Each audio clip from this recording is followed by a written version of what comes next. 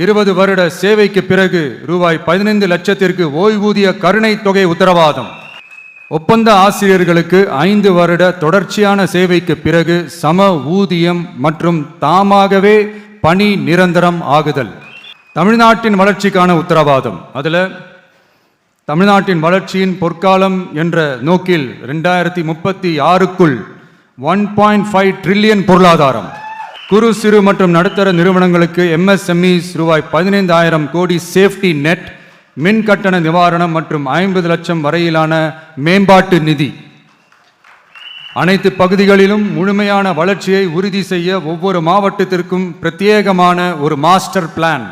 இந்தியாவின் முதல் செயற்கை நுண்ணறிவு அமைச்சகம், செயற்கை நுண்ணறிவு பல்கலைக்கழகம் மற்றும் செயற்கை நுண்ணறிவு நகரம் ஆகியவை தமிழ்நாட்டை இந்தியாவின் செயற்கை நுண்ணறிவு தலைநகராக மாற்றும்.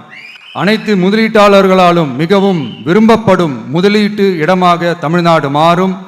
21 நாட்களுக்குள் வணிக உரிமம் உத்தரவாதம் மற்றும் தமிழ் புலம்பெயர் முதலீட்டிற்கான தனி சிறப்பு கொள்கை.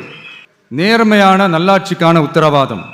அரசு திட்டங்களை ரேஷன் உட்பட வீட்டிற்கே கொண்டு வந்து வழங்குதல். எக்காரணம் சொல்லியும் யாரையும் விலக்காத உத்தரவாதம். ஒவ்வொரு அரசு சேவையும் சாதி சான்றிதழ், நிலப்பட்டா, பிறப்பு சான்றிதழ் போன்றவை குறிப்பிட்ட காலக்கெடுவிற்குள் சட்டப்பூர்வமாக வழங்கப்படும் என உத்தரவாதம் அளித்தல். லஞ்ச லாவண்யமற்ற ஆட்சி. பொதுமக்களால் நேரடியாக எழுப்பப்படும் பிரச்சனைகளை விவாதிக்க சட்டமன்றத்தில் ஒரு சிறப்பு நாள் ஒதுக்கப்படும். மேலும் மாவட்டத்தின் நிதி ஒதுக்கீட்டில் 10% செலவினங்களை மக்கள் விருப்பப்படி தீர்மானித்தல். பொய்யான வாக்குறுதிகள் கொடுத்து நான் உங்களை ஏமாற்ற மாட்டேன், மக்கள் காசிலிருந்து ஒரு பைசா கூட தொடமாட்டேன். நான் ஏற்கனவே சொன்னது தான் இங்கே நான் மறுபடியும் ரிப்பீட் பண்ணுறேன். நம்மளுடைய வேட்பாளர்களும் நானும் வேறு வேறு இல்லை.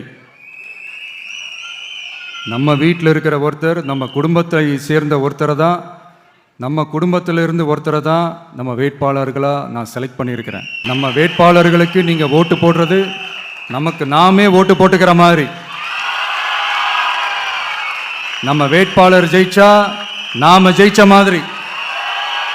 அதனால தயவு செஞ்சு விசில் சின்னத்துக்கு ஓட்டு போடுங்க.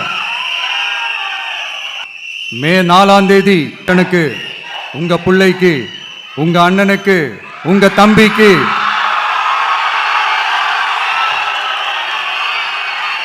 ஒரே ஒரு வாய்ப்பு கொடுங்க.